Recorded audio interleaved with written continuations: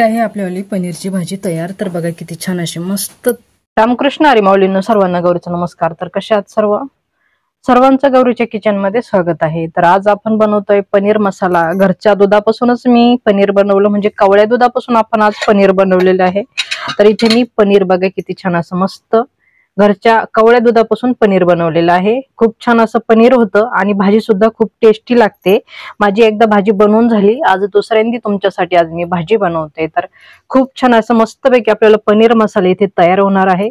घरगुती पनीर आहे आणि खूप टेस्टी पण आहे। त्याच्यात थोडंसं आपण मिठाचा वापर करेल म्हणून खूप छान असं पनीर झालेलं आहे। आणि दुसरी गोष्ट म्हणजे मी इथं पनीरसाठी मसाला तयार करून घेतलेला आहे आणि थोडासा उकडून घेतलेला आहे। तर इथे मी घेतलेले 2 टोमॅटो, 2 कांदे, 1 लाल मिरची घेतलेली आहे, थोडासा तेजपत्ता, थोडासा खडा मसाला घेतलेला आहे आणि लसूण आलं सुद्धा घेतलेलं आहे। आपण मिक्सरला बारीक दळून घेऊया। तर मंडळी बघा, इथे एक मी लाल मिरची घेतलेली आहे, 2 टोमॅटो घेतलेले, याची साल काढून घ्यायचं आपल्याला, कांदा घालून घेऊया।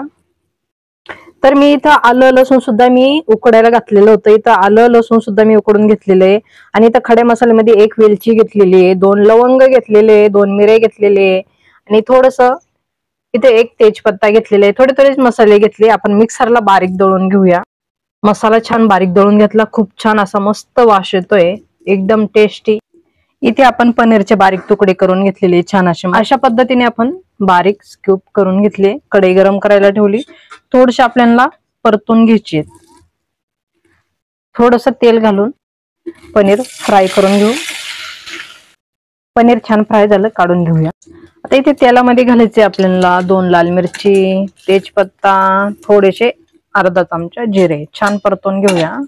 अजून तेल घालून घेऊया, 1 मोठा चमचा तेल घातले, बनवलेली गिरवी घालून घेऊया। 1 चमचा बेसन आपण याच्यातच परतून घेऊया। इथं मसाल्याचं पाणी घेतलेले मिक्सरतून, याच्यात घालूया 1 चमचा हळद, लाल मिरची पावडर, हिंग, 1 चमचा पनीर मसाला। मसाले छान मिक्स करून परतून घेऊया। हिरवी कोथिंबीर, थोडंसं मीठ घालून घेऊया। मसाला छान परतून झालेला आहे, गरम पाण्याचा वापर करून थोडीशी भाजी वाढून घेऊया। पनीर घालून घेऊया, कस्तुरी मेथी, फ्रेश मलाई, 1 चमचा तूप, वरतून घालूया थोडंसं पनीर। तर इथे आपल्याला पनीरची भाजी तयार आहे। रेसिपी जर आवडली तर लाईक, शेअर, सबस्क्राईब नक्की करा। त्याचबरोबर बेल बटन सुद्धा दाबा, म्हणजे माझ्या अशाच नवीन रेसिपी तुम्हाला बघायला भेटतील। तर चला, आजच्यासाठी धन्यवाद। भेटूया एका पुढच्या नवीन रेसिपी मध्ये। तोपर्यंत छान राहा, मस्त राहा, खुश राहा आणि अशी रेसिपी नक्की करून बघा। तर धन्यवाद।